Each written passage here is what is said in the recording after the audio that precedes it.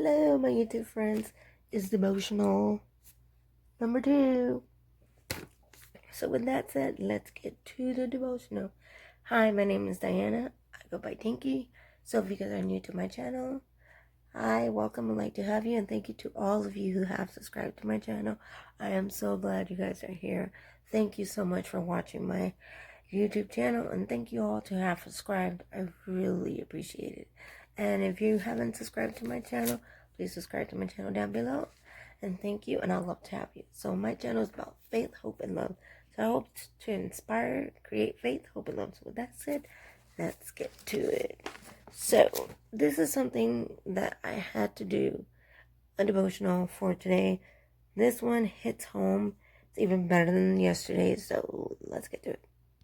So we're doing today's devotional is from James chapter 1 verse 2. So this is a perfect example of what we're going through right now. And it says, "Consider your pure joy, my brothers, wherever you are facing trials and of many kinds, because you know that the testing of your faith develops and perseveres, and perseverance must fish in the work, so that you must be mature and complete and not lacking anything.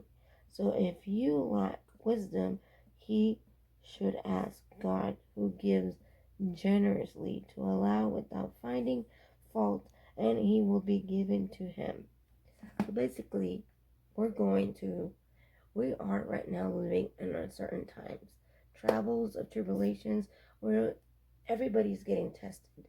I know I've been tested several times because of the coronavirus, because we get a lot of customers that act crazy, and then you get people, that want to get angry, don't want to wear masks, and you as a person are getting tested because you have to learn how to stay cool, calm, and collective, and sometimes it can be very hard. And I know right now, staying cool, calm, and collected can be very hard for a lot of you because some of you are unemployed, or fear losing your house, or fear of not having insurance for your children if they get sick. What if you end up in the hospital? Who's going to take care of the kids? You're uncertain of a lot of different things. And right now, we're living in uncertain times. So this is where he says, but if we just sit down and he generously gives you that wisdom. So if you just sit down and pause and ask for that wisdom that you're lacking, he'll give you your answers. Sometimes we're too busy in this world, focused on other things than what is right in front of us. And sometimes the answer is right in front of us, and we lack wisdom. A lot of times, us as Christians, we want to attack other people first. We want to always look at somebody else's faults but ours. So I feel like this is perfect because it says, Consider it pure joy, my brothers, whenever you face trials of many kinds." How the hell can you be joyful of that? But because something bad, something good happens. I believe it. Because of knowing that the testing of your faith develops and perseveres. Perseverance must be fished and worked so that you may be mature and complete, not lacking anything. If any of you lack wisdom, he should ask, and God, who generously to all without finding fault. So you should ask God for wisdom. That's technically what it's saying, is asking God for wisdom. Are we seeking God's wisdom, or are we just going crazy like the world and doing what everybody else is doing? Finding someone else's fault. And instead of, I feel like that's what he's doing. He's testing our faith. Because right now, there's many people who are, I feel like the church is divided into two, and it shouldn't be divided into two. Here you have your pastors, and then you got your congregation, and then you got a set of people that do not want to follow the mandated rules of the government. They go out and they preach. Let us, because they feel like holiness is at church. But holiness is not at church. God is telling you right here in the Bible, you're lacking your own wisdom. See, you are the church, and you have to learn how to be the church and not to lack that wisdom. That's why the Bible is really important to read and ask for wisdom, because when you don't ask for wisdom, or you don't pray and you don't ask, I feel like you're never going to grow as a person, and you're never going to grow to become a better human. Because with humanity, that's why I feel like we become better people. We always give God the glory, but sometimes we forget and we lack that wisdom, and we don't want to admit that we're going crazy, and we don't ask God. We don't seek God. So I feel like our faith right now is being 100 times tested. That you got your people that want to worship, and they're arguing and screaming, "Let us worship." But then you got your people that are like, "Okay, you know what? Your health is more important. It's not that I don't want you to come to my church. It's just right now we all need to worship in a different way." And social media has become a different gathering for a lot of people, or parking lots. I know my church is at a parking lot.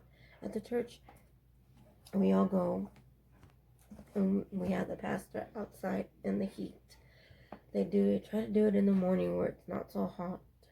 They were doing it in the afternoon, but then they realized it was too hot in the afternoon. It wasn't dying down, so now they do it at 9 o'clock in the morning. And the pastor stands outside his car, outside, and he's talking, and we can sync our radio to cast him so we can hear him. And as he's speaking, we can hear him.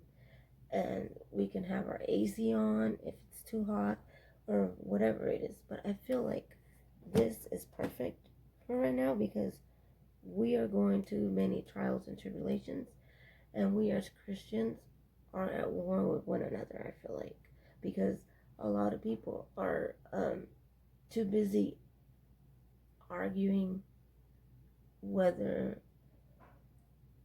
he's not Christian enough. He doesn't have enough faith in God because he doesn't want to preach at a church, and he calls himself a pastor. And that's what I feel like. I see that every single day. Even our pastor said that, my old pastor that I used to go to, he even said that people have told him to his face that he's not a Christ follower, because he refuses to let people in and sit and have. And then he gave an example of why he believes that when you're unsure of something and you don't know how this is going to play, he actually said, we've been praying and asking God for wisdom and to finding how we can do this better, how we can come together and worship God. We don't worship me. He's all you worship, the Lord, So technically, he said, you don't need me. And then he says, but with a heavy heart I say this. And he said it because his parents were tested positive for COVID-19. His parents go to a church in Arkansas, and out of 129 people, 29 people were tested positive. 29 people. And that's kind of scary, because 2 of them had to be hospitalized. And he says it's a disease that we don't know what it's doing. We don't know how it's going to react to you, to me, or to another person. For some people, it can be very deadly. For some people, it's like nothing. They don't even know they have it. And for some people, it's just like the common cold. You just get sick and you get over it. Boom, and then that's it. But apparently, you can get it twice, 3rd time, 4th time, 5 times. I'm not for sure, but I do have a cousin who's a doctor, and apparently he was telling us that you can get it. It's not like a one-time thing. Like, you can actually keep getting the virus over and over again. You're not immune to it. You're not building an immunity to it. So this virus is completely different. So This is why I wanted to do these devotionals, to bring a little bit about faith, and hopefully you guys love my devotionals. I love having you guys. I hope you guys enjoy this devotional. It's from James chapter 1 verses 2 all the way to verse 6. I hope you guys enjoy this devotional, and I'll post it up there. And I hope, with that said, I hope you guys have a fantastic night. Don't forget to subscribe to my channel and give me a thumbs up if you really like these devotionals. And I hope you guys have a great night. Love you guys. Bye.